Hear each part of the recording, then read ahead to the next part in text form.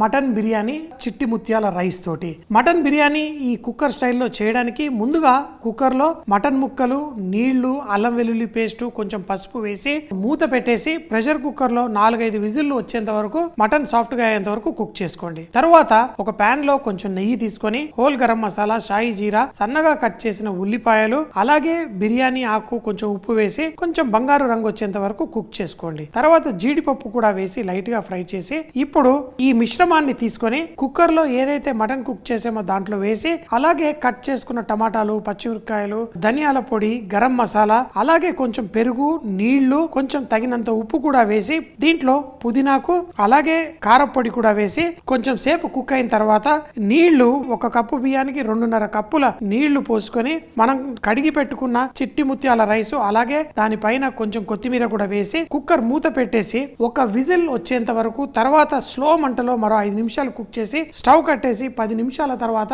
మూత ఓపెన్ చేసి ఈ మటన్, అది కూడా కుక్కర్ స్టైల్లో చిట్టి ముత్యాలతో చేసుకొని చాలా టేస్టీగా ఉంటుంది. రైతా సాలం తోటి ఎంజాయ్ చేయవచ్చు.